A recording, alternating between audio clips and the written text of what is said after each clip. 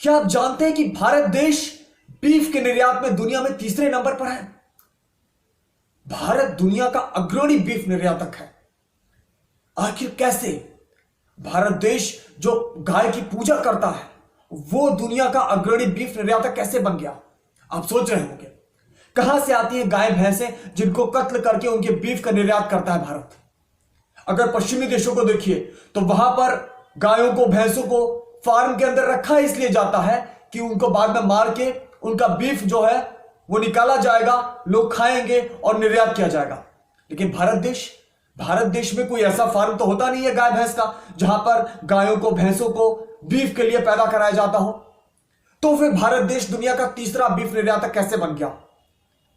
अब आंकड़ों पर नजर डालते हैं। कृषि मंत्रालय भारत सरकार के मुताबिक हमारा जो भारत देश है गौवंश की जनसंख्या में दुनिया में नंबर 1 पर है। करीब 21 करोड़ गौवंश हमारे देश में है। भैंसों की जनसंख्या में भी भारत दुनिया में नंबर 1 पर है। 11 करोड़ से ज्यादा भैंसें हमारे देश में है।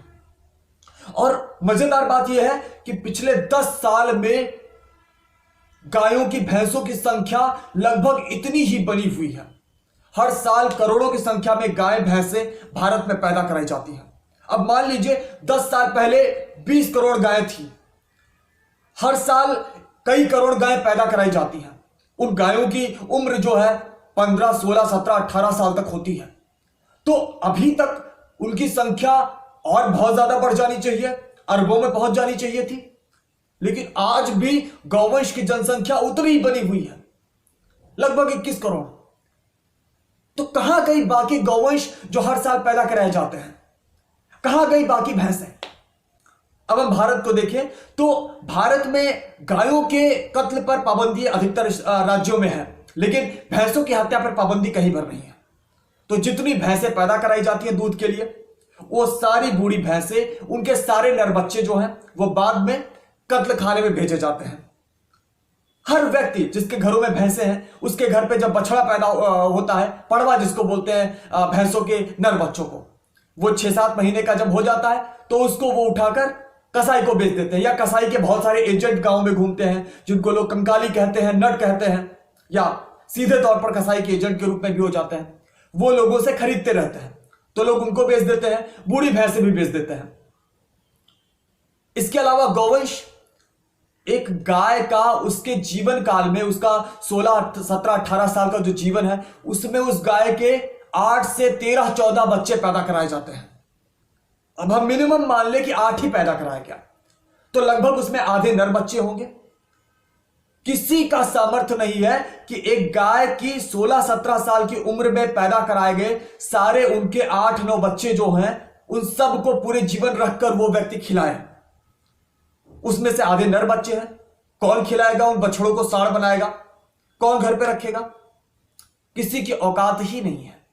दूध के लिए जबरन उनकी जनसंख्या वो बैक टू बैक बढ़वाते रहते हैं और बाद में सारे नर बछड़ों को वो या तो छुट्टा छोड़ देते हैं और या तो वो कुछ लोगों को बेच देते हैं। बहुत सारे लोगों के गांव में जाते हैं, कहते हैं आप अपने बछड़े दे दिए, हम उन्हें बैल बनाएंगे।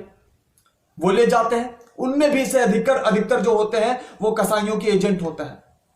इसके अलावा बड़े पैमाने पर कसाई जो है वो छुट्टा जानवरों को भी पकड़ते रहते हैं। भारत के हर राज्य के हर जिले में अवैध रूप से गायों को पकड़ा जाता है, मारा जाता है, उनका मांस इंटरनली कंज्यूम किया जाता है। बड़े पैमाने पर भारत के तमाम राज्यों में जहां गौ हत्या पर पाबंदी है उन राज्यों से गायों को पकड़कर ट्रैफिकिंग करके उन राज्यों में ले जाया जाता है जहां पर गौ हत्या पर पाबंदी नहीं है। पश्चिम बंगाल, केरल, कर्नाटक, नॉर्थ ईस्ट के स्टेट्स जहां पर गौ हत्या पर पाबंदी नहीं है वहां पर करोड़ों की संख्या में गौवंश बाकी राज्यों से ले जाए जाते हैं। बड़ी संख्या में गौवंश भारत से बांग्लादेश भी ले जाए जाते हैं। इंटेलिजेंस ब्यूरो ने 2011 में रिपोर्ट दी थी कि भारत के और बांग्लादेश का जो बॉर्डर है, इंडो बांग्लादेश बॉर्डर, वहां पर कैटल स्मगलिंग का जो व्यवसाय है वो 3000 करोड़ रुपए का है। और यही व्यवसाय जो है वो जमात इस्लामी और हिजबुल मुजाहिदीन की पूरी फंडिंग करता है, जो उसका इंडियन विंग है, इंडियन मुजाहिदीन का। तो इस तरीके से आतंकवाद में भी ये जो कैटल स्मगलिंग है इसका बड़ा रोल है। उसी रास्ते जहां से कैटल स्मगल किए जाते हैं वहीं से हथियार भी भारत में लाए जाते हैं। और ये सब होता क्यों है? क्योंकि बड़ी तादाद में दूध की लालच में हम जानवरों की जनसंख्या बढ़वाते हैं, गायों की, भैंसों की। सारी भैंसों को हम कसाई को बेचते हैं। गौवंश भी काफी हद तक वो कसाई के पास जाते हैं किसी ना किसी तरह से, और बाद में उनका बीफ जो है वो निकाला जाता है, उसका निर्यात होता है। चमड़ा निकाला जाता है, उसका निर्यात होता है। और भारत आज उसी बीफ को बेचने में दुनिया में तीसरे नंबर पर है। उसी चमड़े को बेचने में भारत जो है वो दुनिया में नंबर 1 पर है, अग्रणी है।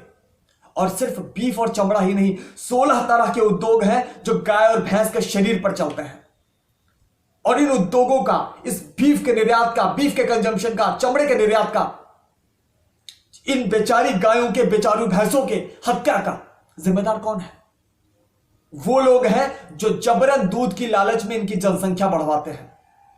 हम ही लोगों में से कुछ लोग हैं जो दूध की मांग करते हैं, दूध के तमाम प्रोडक्ट्स की मांग करते हैं, और उसके लिए वो बड़ी संख्या में इन जानवरों को पैदा करवाते हैं या दूसरों को इन जानवरों को बड़ी संख्या में पैदा करने के लिए रुपए देते हैं।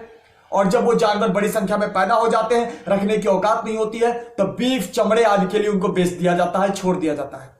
और बचे हुए गौवंश भी बड़ी दर्दनाक मौत मरते हैं, गाड़ियों से कुचलकर सड़कों पर मरते हैं और अलग अलग तरह से मरते हैं। तो आपसे विनम्र निवेदन है, अगर आप चाहते हैं कि बीफ का ये गंदा धंधा बंद हो, अगर आप चाहते हैं कि चमड़े का ये गंदा जो धंधा है वो बंद हो, तो कृपया दूध और दूध से बनी चीजों की मांग बंद कर दीजिए। अन्यथा इस गलत काम के जिम्मेदार आप सीधे तौर पर हैं, प्रमुख रूप से आप हैं। अगर लोग दूध और दूध से बनी चीजों की मांग बंद कर दें तो जबरन गायों की, भैंसों की जनसंख्या नहीं बढ़ाई जाएगी और जबरन उनको कसाई के पास नहीं बेचा जाएगा। तो हमारे हाथ में ही सब कुछ है। कृपया सही निर्णय लीजिए, दूध और दूध से बनी चीजों की मांग बंद कर दीजिए। धन्यवाद।